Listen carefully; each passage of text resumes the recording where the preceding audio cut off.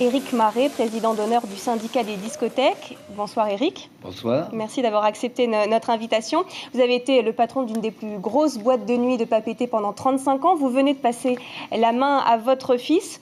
Un petit bilan tout d'abord de l'année écoulée. Comment se porte la vie nocturne à Papeete? Alors, la vie nocturne à Papeete en 2019, c'est à peu près identique à 2018. Donc, petite année pour la nuit, on a eu encore un établissement qui a fermé donc cette année. Aujourd'hui, le monde de la nuit n'est plus ce qu'il était il y a 4 ou 5 ans. Il est un peu, comment dirais-je, enfoui, écrasé autour d'une concurrence un petit peu déloyale, je dirais, qui sont bars et restaurants qui vont au-delà de certaines horaires. Et aujourd'hui, nous avons fait quelques actions. Nous commençons à avoir un partenariat avec le syndicat des restaurateurs qui nous permet aujourd'hui peut-être d'être sur le même piédestal parce que nous ne sommes pas régis de la même façon au niveau des frais et au niveau des taxes concernant les discothèques. Donc je veux surtout parler du conventionnement, acheter de l'alcool moins cher.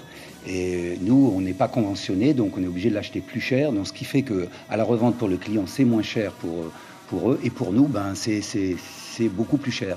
Donc évidemment, quand les clients viennent chez nous, qu'est-ce qui se passe? Ils disent l'alcool est cher chez vous, les boissons sont chères, même le coca et tout le reste. Donc on préfère rester soit dans les restaurants, soit dans les bars. C'est un problème alors de respect des horaires de fermeture? Après, alors donc concernant le respect des horaires de fermeture, il faut savoir une chose, c'est que la loi dit que lorsque l'on est conventionné, on doit fermer à 1h du matin. Or, on le sait, beaucoup ne ferment pas à 1h du matin et continuent avec ce conventionnement qui, évidemment, nous écrase complètement nos horaires à nous de fermeture, qui sont, je vous rappelle quand même, pour ceux qui n'ont pas signé la charte de bonne conduite, à 3h du matin.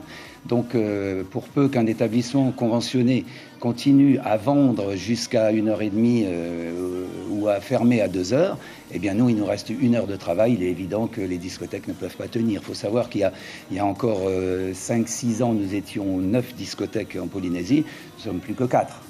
Alors, donc, voilà. Parlons un petit peu de la soirée du Nouvel An qui va être tout de même un des jours les plus importants pour vous, les discothèques. Qu'est-ce qui est prévu justement en centre-ville pour cette soirée? Alors en centre-ville est prévu surtout, c'est surtout les hôtels en fait qui font beaucoup de festivités. Mais nous, en ce qui nous concerne, tout de même attirer les consommateurs? Alors nous, en ce qui nous concerne, on travaille avec notre partenaire au restaurant et nous proposons un dîner-spectacle avec un bouquet d'artistes qui va durer 1h30. Donc plusieurs artistes qui vont évoluer de 22h30 à minuit. Et heure à laquelle notre traditionnel lâcher de ballons, cadeau, qui tomberont donc à minuit pile, et suivi bien entendu d'une soirée dansante avec nos plusieurs DJ. Alors comment allez-vous vous assurer que les gens ne repartent pas au volant après avoir trop bu? Alors, nous, on est tenus par une charte de bonne conduite. Donc déjà, naturellement, on propose déjà les capitaines de soirée toute l'année.